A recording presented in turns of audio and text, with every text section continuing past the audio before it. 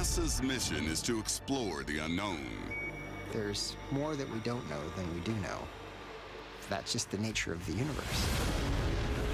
In the search for answers, it launches its scientists into space, its craft beyond the limits of the solar system. Taking risks is part of making discoveries. Space exploration is like lighting a match, and we don't know what lurks in the shadows. Hey, what is that? There could be anything out there. Mysterious tracks, hunted astronauts, fountains of life on Saturn's moon, and possible evidence of an alien invasion. NASA's missions have uncovered disturbing anomalies. Okay, we're seeing 3 or 4 objects. There are 3 objects that continue to perplex our finest scientific minds. These are NASA's Unexplained Files. A mysterious object floats above our atmosphere. It looks like a Klingon bird of prey. Some say it's a stealth craft from a secret defense project. The Black Knight goes back to the early years of the space age, and even before. Or something even more sinister. There's a black world out there. Lots of things we can't explain. That's the way life is.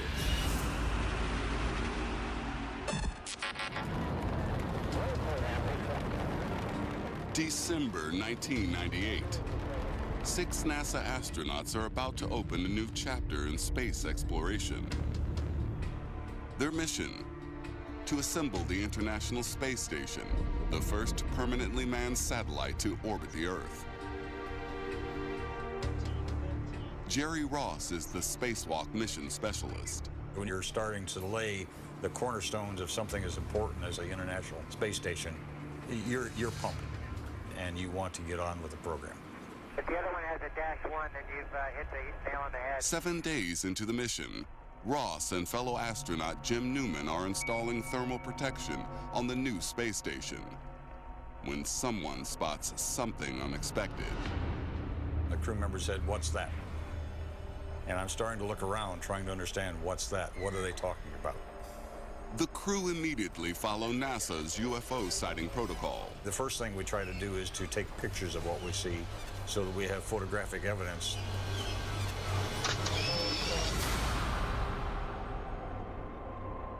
Back on Earth, the photographs create an instant sensation in the UFO community. They see a link to a mysterious object from the 1950s, known as the Black Knight. Some people thought it was extraterrestrial in origin, others that it came from closer to home. The Black Knight goes back to the early years of the space age, and even before. People begin to watch the skies looking for satellites, secret ones. These so-called dark satellites were unexplained blips that mysteriously appeared on radar. And sometimes ominous black shapes were spotted hovering in the sky. At the time, the Russians accused the U.S. of space espionage, while the U.S. suspected the same. The Black Knight is just one of many things that we don't have explanations for. Certainly, people don't understand that just because it's ours doesn't mean we tell everybody about it. Good, I'll guarantee you. But Jerry Ross doesn't buy the dark satellite theory. He believes there's a simpler explanation. Jim was supposed to put a thermal blanket on the outside of the station to protect it from heat losses. Well, we can start the basement, work our way up. I was ahead on my task, so Jim offered to give me the thermal blanket and let me attach it. When somebody said, "What's that floating away?" I looked and I saw this blanket. I looked at the tether where it was supposed to be, and it wasn't there. Jerry, the thermal covers got away from you. How did it do that? I don't believe this. In this case, it's a story of an oops. Dropping a piece of equipment. It wasn't alien. It was a mistake. It was a really bad feeling. The blanket looks black because its reflective surface is facing away from the Earth. out towards the darkness of space. But not every sighting of the Black Knight can be so easily explained. There were reports in the 50s of strange things in orbit around the Earth. We don't know what they were. They weren't ours as far as we know. We don't think they were Russians either. What does that leave? Who knows? Conventional scientific wisdom suggests that any alien intruder would have to travel light years to reach us. But one NASA craft has discovered potential signs of extraterrestrial life right next door. A NASA probe detects a mysterious energy source on one of Saturn's dead moons. And the search for life takes an unexpected leap forward. Enceladus is now my #1 choice for where we might find life. We thought Enceladus was dead. It blew our minds. When we see a puzzle like this, we want to figure it out. It's spectacular. Nothing like it in our solar system that we've seen so far.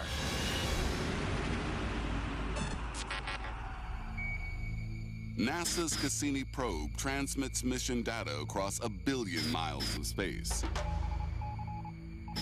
When it passes 700 miles above Saturn's moon Enceladus, project investigator Michelle Doherty can't believe what she sees. I look at the data. I see these large changes, and I think this is weird. I don't understand what's going on at all. What could it be telling us?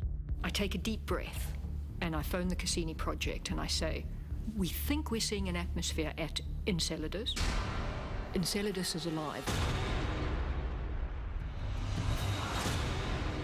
Putting her reputation on the line, Doherty persuades NASA to interrupt its mission, turn the probe around, and take an even closer look at Enceladus.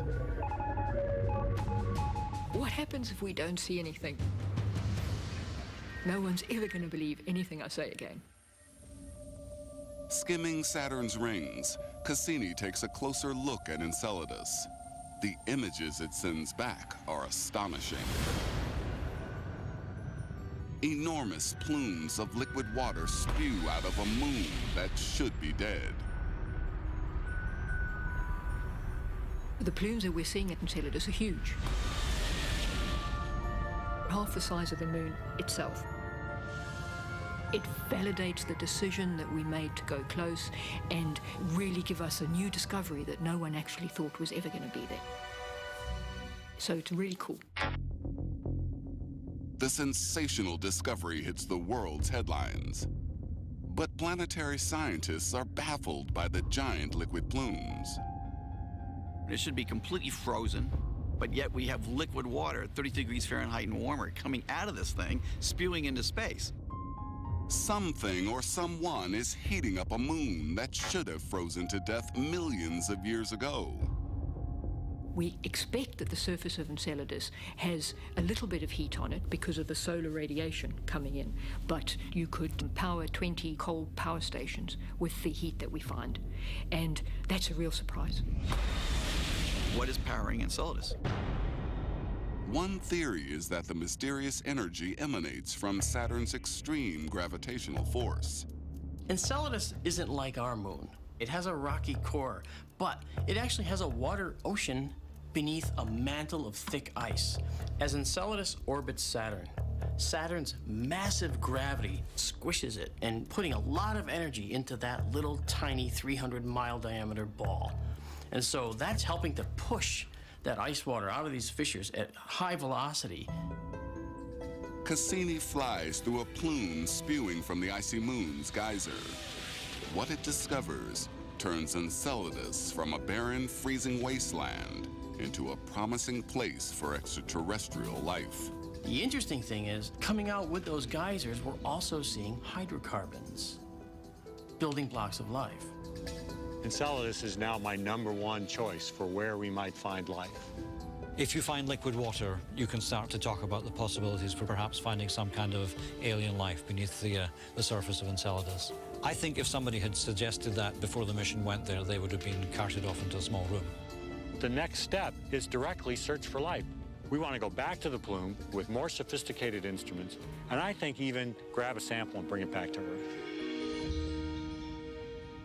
Up next, sun damage on a cosmic scale. There is a hole, nothing there.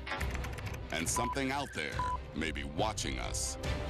Why wouldn't an alien culture use spy satellites?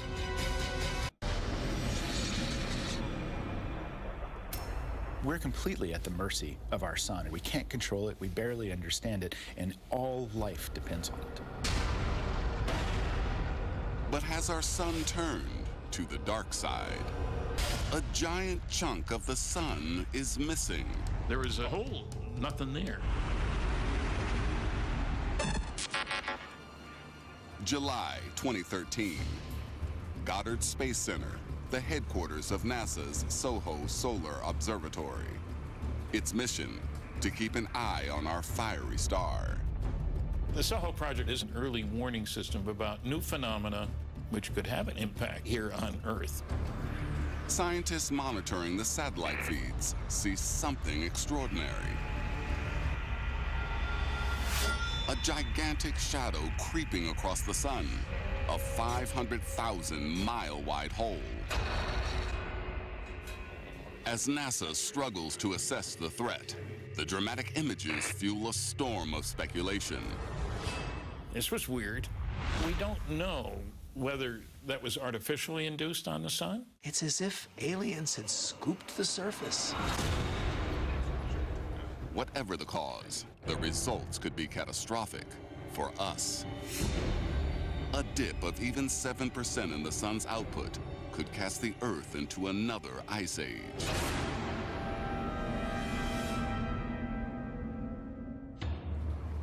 On NASA's satellite feeds, the strange black void is unmistakable. But outside, the summer sun seems to shine as brightly as ever, while the hole remains invisible to the naked eye. So here we are on Earth, living our normal lives, and there's a disaster movie going on the sun.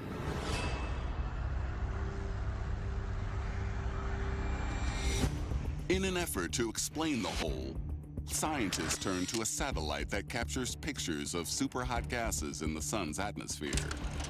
Its high-tech cameras see things that humans can't. Things visible only in the ultraviolet spectrum. Suddenly, the hole looks different. What appears to be an area of dark, empty space, in actual fact, it's filled with gases that are much colder than those that we can see in the area around it. The giant shadow is really a cold patch in the sun's atmosphere. When we're talking a cold patch, we're not talking Alaska. It's still 1,000,000 degrees. Solar scientists call these cooler areas coronal holes. Coronal holes are places where material can escape and get out into the interplanetary medium. To the horror of scientists, this coronal hole could be in a perfect position to blast the Earth with solar particles. This giant coronal hole is spewing charged particles across space. And when the Earth happens to be in the way, you can get a solar storm. A solar storm can knock out satellites. Electronics won't function properly, and we have occasionally had that happen. That's real. It's not an imaginary concern. If we got hit, it's really a big deal. Traveling at 1.5 million miles an hour, the deadly sunbeam will take 58 hours to reach the Earth. When it hits, the first sign should be a spectacular light show at the Aurora Borealis, as the planet's magnetosphere fights to protect us by absorbing the energy of the bombarding particles. July 20th, 2013, 2.5 days after scientists first spotted the hole, the northern sky erupts with flashing colors. Could this be the opening act in a global meltdown? The awesome display lasts for 2 days. then dims. To the scientists' relief, the storm was nothing more than a beautiful light show.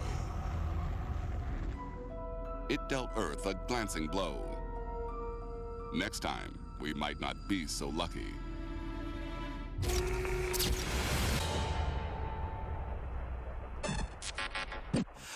We on the edge of mass destruction.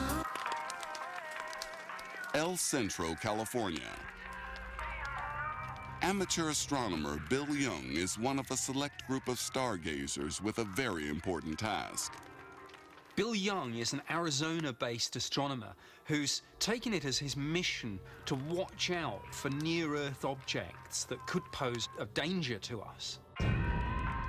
In September 2002, Young spots a bright object in orbit around the Earth, which sets off alarms.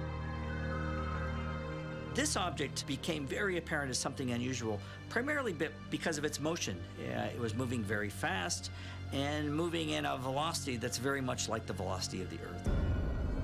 The mysterious object is more than 60 feet across and orbiting close to the Earth. Young immediately reports the sighting to the authorities. The first thought is, this is an asteroid. NASA takes the threat of an asteroid impact very seriously. Asteroids are kind of important because they might occasionally beat the heck out of the surface of the planet. Asteroids are traveling at about 30 miles per second. That's an incredible velocity. And when you have an object that has mass, that's a lot of kinetic energy. It's probably what did in the dinosaurs.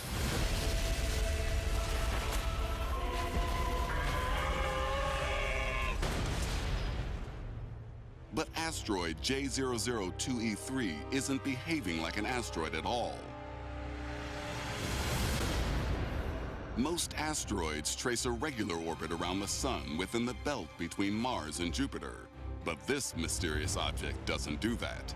This thing goes around the Earth, then it shoots off, it goes several times around the sun, it comes back. Concerned, NASA's Jet Propulsion Laboratory joins other scientists in the investigation. They direct the infrared telescope in Hawaii towards the object for a closer look. This is the most odd thing we've ever seen. And we pulled up the spectrum, and it was full of paint. The exotic anomaly has a coating with the same chemical signature as industrial paint. This object was no natural asteroid. It was unlike anything we'd ever seen before. It's paint. This can't be an asteroid. Raising an alarming possibility. When you think about it, we use spy satellites, and here's this object orbiting the Earth. Why wouldn't an alien culture use spy satellites? NASA's Jim Oberg doesn't buy that theory. He supports further investigation of the paint evidence. Detailed analysis of the data reveals the entire surface of this 60-foot object is covered in titanium dioxide, a compound that makes paint white. The color of NASA hardware. But if this is a part of a rocket, it's in a very strange place. The question is, how did it get there? NASA connects the dots and comes up with a plausible explanation. Based on the orbit, and based on the fact this object is covered in paint, we're able to calculate backward and determine that this object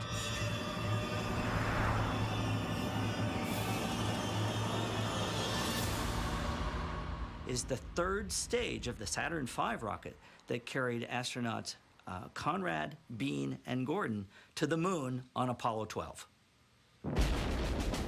Astronaut Alan Bean remembers what it was like to ride on that Saturn V. I've been on a lot of vehicles on Earth, in airplanes and all that. I've felt nothing that had the vibration and shaking that the Saturn V had. There's 7.5 million pounds of thrust going on down there, and when it's going, that's the biggest, most powerful engine ever built on Earth. NASA concludes that the old rocket booster jettisoned en route to the moon somehow found its way back into Earth's orbit. They just float away, but you don't worry about it. NASA closes the case. But for some, the theory seems too convenient. The fact is, we don't know what this thing is. To this day, it remains a mystery. After 50 years of blasting rockets into orbit, space junk may well be behind some rogue UFO sightings. But back in the day, the Apollo moon landings had every right to expect a virgin wilderness. History proved otherwise. An unexpected close encounter on the lunar surface threatens to derail NASA's final manned moon mission. Hey, something just hit here. What was it, and why did we never go back to the moon after that mission? Hey, what is that?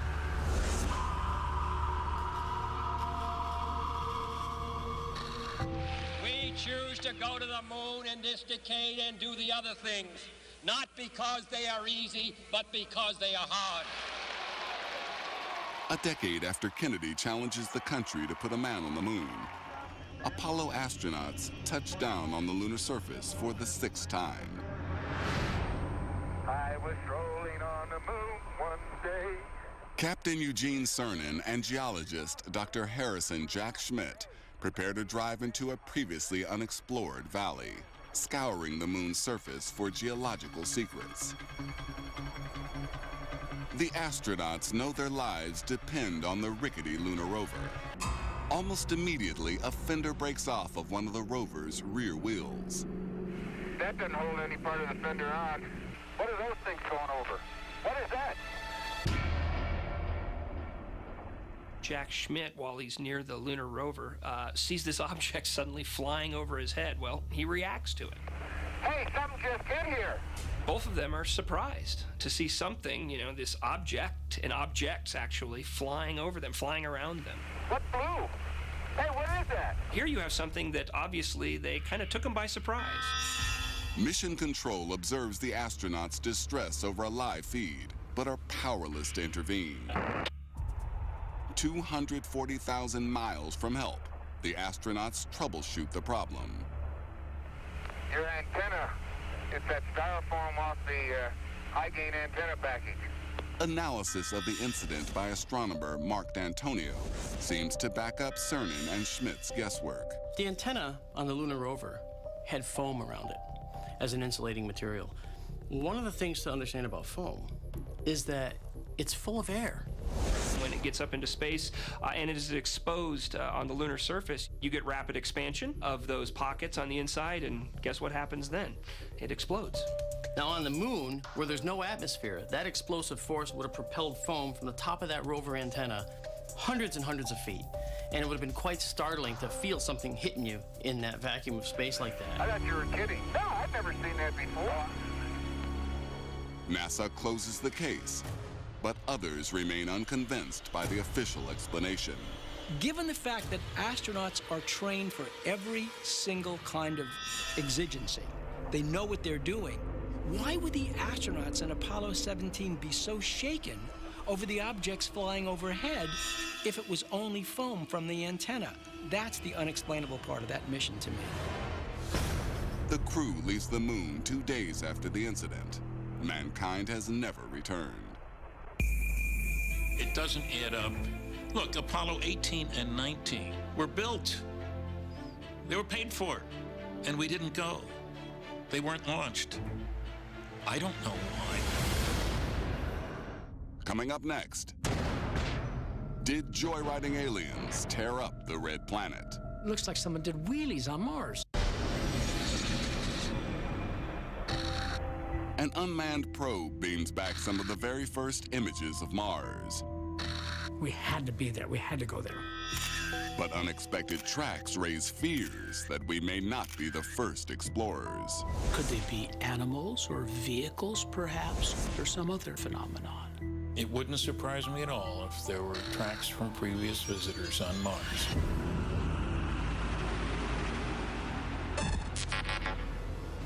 November 1971. After its 5.5-month voyage to Mars, unmanned probe Mariner 9 is heading straight into a storm. There were no surface features. It was just blank.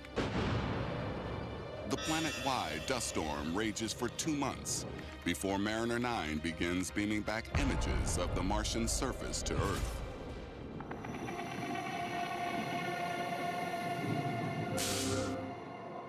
As the dust cleared, it was kind of like this big reveal. Here was this planet emerging from below with complexities and features that we just had hints at. Among the first crystal-clear images of giant volcanoes and sprawling canyons, the probe picks up something else. Many of the images show dark tracks, many tracks, parallel, some of them with loops and wiggles in them. And there was a question, what are these tracks? And these tracks are very bizarre because they go up and over relief depending on where you are. They're strange, but they're actually big. Maybe you think it's an animal or a vehicle? Is that what caused the tracks? It just doesn't look right. It looks like someone did wheelies on Mars. Viking 1 is still 5 years away from touching down on the Martian surface. Whatever left these mysterious tracks didn't come from Earth. Martian tracks are another area that we need to investigate, but it's not easy to do. You got to be up close and personal, so to speak, with them to find out more about them. Searching for explanations, geologists look at other features of Mars's surface. But the weird track's appearance generates the most buzz. One of the important clues to the origin of the tracks was that they just start and stop. Some of them just start out of nowhere, others end in a circle or a curlicue. The circular ending to some of the tracks suggests something extraordinary. One possibility for these tracks is dust devils. Dust devils are small swirling columns formed by rising hot air. On Earth, they can form in desert landscapes. Orbiters take pictures of the areas where the tracks form, searching for similar phenomena on the Martian surface. The images that come back send shockwaves through the scientific community. Impossibly high dust devils. Some of these dust devils get up to altitudes of, say, 3 miles. They're enormous. Some of them get as high as Mount Everest. And so they develop this instability and they just keep on moving. They're actually movies taken by the Mars exploration rovers of dust devils going by. And you can see in successive frames the column of dust moving across the field of view. For now, scientists acknowledge that the dust devil explanation remains just a theory. We have good hypotheses, good theories on how these features are formed, but a lot of this is based on what we understand for the Earth. But we don't know for sure. We've only been to a couple of places. So Mars is just one mysterious place after another. In the quest to unravel the mysteries of the universe, the only tools we can trust are the laws of physics. But when a scientist gazes into the abyss of deep space, taking risks is part of making discoveries. He detects thousands of objects traveling at impossible speeds. Something out there is defying the fundamental laws of the universe.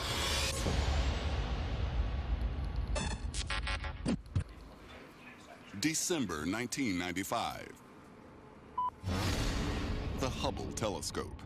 Professor Bob Williams points the most expensive telescope ever made at a completely empty patch of sky just to see what's out there. There were no bright stars, there were no known radio sources, X-ray sources, and just tried to pick out a random area of the sky that we knew nothing about. The first Hubble images were completely ordinary. They appeared to show galaxies. It wasn't until we added them all up that it was apparent that there were 2,500 galaxies, most of them really faint. And those galaxies were moving very fast. They seem to be going away from us faster than the speed of light. But nothing travels faster than light. You just can't send physical objects or even information faster than the speed of light. Speed of light is the ultimate speed limit. Everything in nature is based on this simple fact. If something violates this constant speed,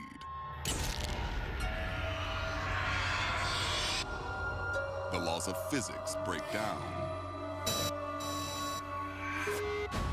Something was somehow violating one of the universe's most fundamental laws.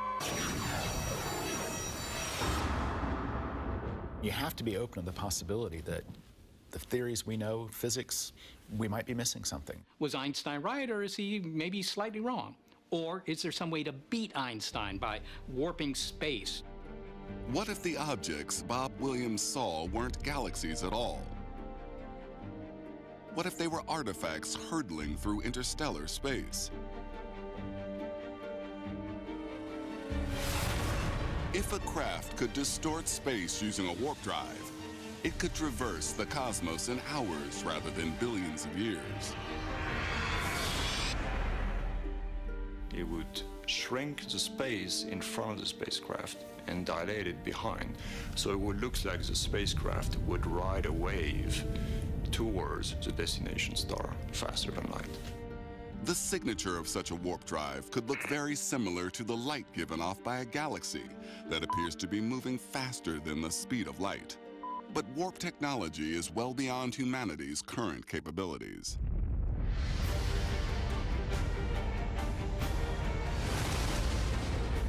There have been probably plenty of other civilizations who've already figured that out, and there could be, all sorts of, interstellar commerce going on with civilizations who know about this. But the idea of warp drives is too incredible for Bob Williams. One could say about the faint objects, what you actually see there are witches riding around on broomsticks. I can't disprove that. So, fine. You choose not to believe that they're galaxies? Great. What is your evidence?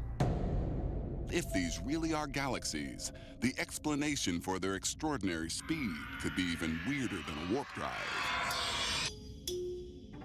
Space is bendy. Einstein showed with general relativity that space has a fabric. It will stretch, it will warp, it will deform, it will compress. According to Einstein's theory, anything observed from a moving object appears to be traveling faster than it actually is. Like when the train you're on pulls out of a station and the platform seems to be moving instead of the train. On top of that, space-time itself is expanding. So as the trains speed away from one another, the very track they are on is stretching between them. The points will move away without having to really travel anywhere. So it would look like the distance is increasing at a very high rate. And there is absolutely no limit on how fast you can stretch space-time. If this is true, then these galaxies only appear to defy the laws of physics because the space between them is expanding. But that only partially explains the incredible speed of some of these galaxies. We're constantly discovering things that make no sense, that don't fit any of the rules we have, don't fit any of the theories, and then we come up with new theories.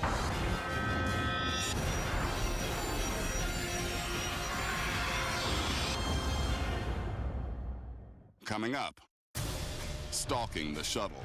Normally, an object wouldn't change direction unless it was under intelligent control. And a radical new theory that is truly out of this world. The universe could be full of the seeds of life. In Earth orbit, Space Shuttle Discovery's onboard cameras capture something extraordinary. They've never seen anything like this before.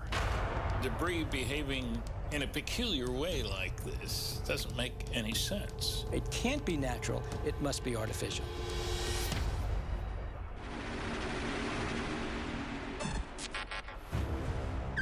2.5 years after the Columbia shuttle disintegrates on re-entry, NASA sends Space Shuttle Discovery into orbit.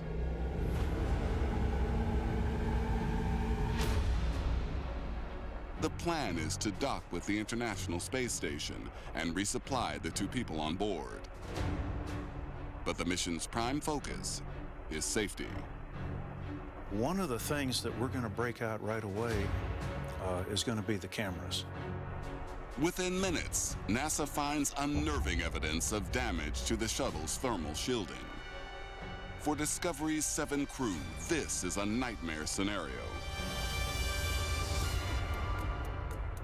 NASA's experts realize that a small section of the heat shield became deformed during launch. If something isn't done, it could catastrophically endanger the shuttle's re-entry. Go for the depressurization of the airlock. Copy that, Houston. For the first time ever, astronauts attempt to repair the underbelly of the shuttle. With his feet clamped to the space station's grapple arm, mission specialist Steve Robinson risks his life to ensure that his crew will get home safely.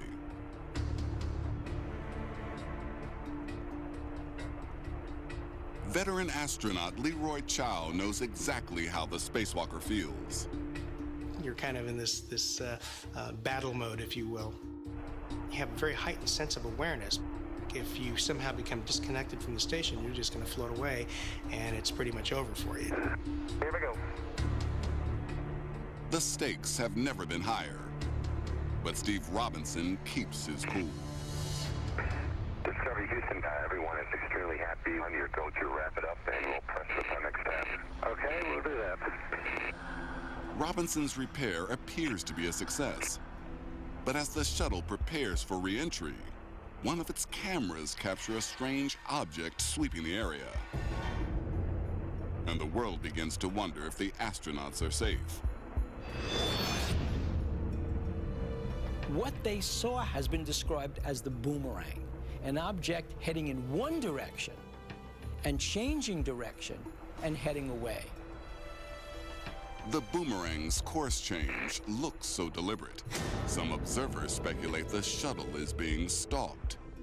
What's going on here? Normally, an object wouldn't change direction unless it was under intelligent control.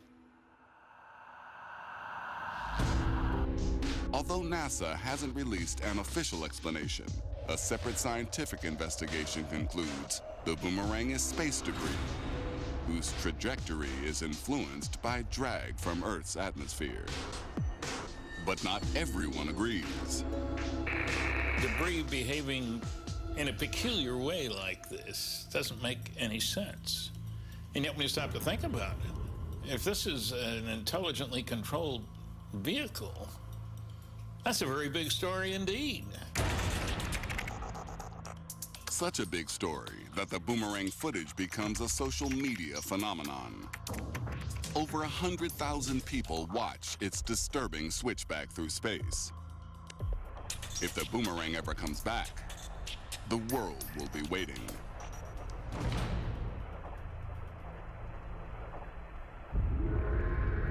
Pop culture depicts E.T. with a spaceship. But some scientists believe we should be looking closer to home for alien life. What if we're not Earth life at all? What if we're invaders from another world? What if we are the aliens?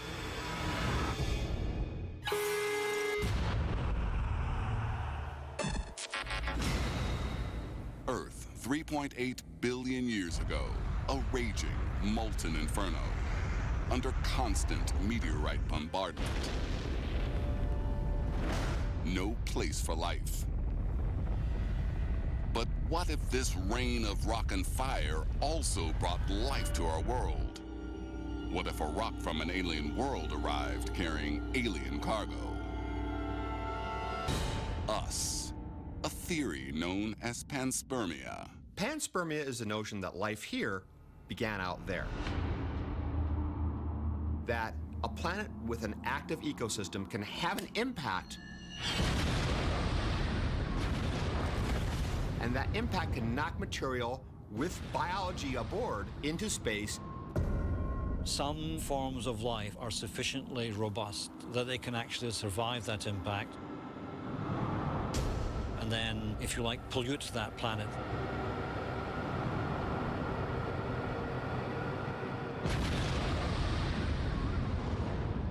Maybe we are aliens from outer space. Sounds crazy. Sounds like science fiction. Except, we have seen there's meteorites that have landed on Earth that contain amino acids, the building blocks of life. If life did spring from an extraterrestrial rock, where did that rock come from? Scientists may not have to look far to find a place that could have spawned life when the Earth was young. In 2003, the Hubble telescope took a closer look at the largest object in the asteroid belt.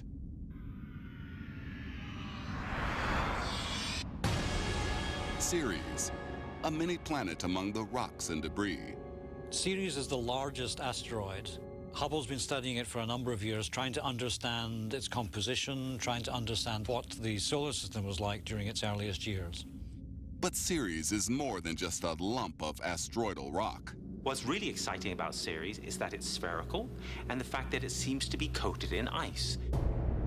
But the data also reveals that Ceres is warmer than expected. The surface temperature on Ceres is actually fairly warm. It's only around -30 centigrade. And that's at a temperature where we could actually get an environment that could be conducive to some life forms.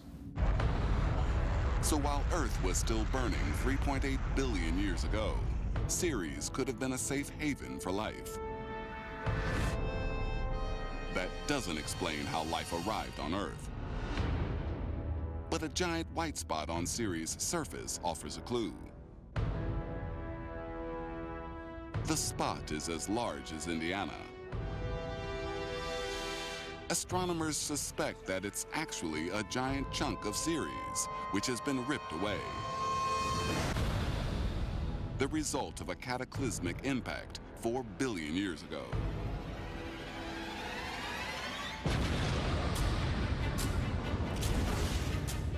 What if a chunk of Ceres was ripped from the asteroid's surface and hurled towards the Earth, infesting it with alien life?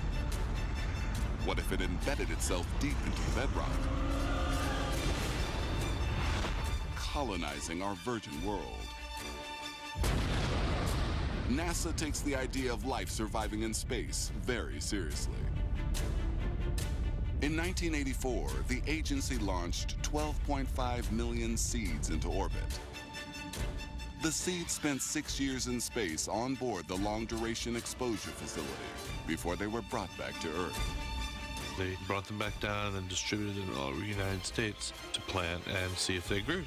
And sure they did. If a terrestrial seed can survive a voyage through space, so could the seeds of life billions of years ago. We don't really know where life started or how. The universe could be full of the seeds of life, and a planet like Earth gets those seeds from outside.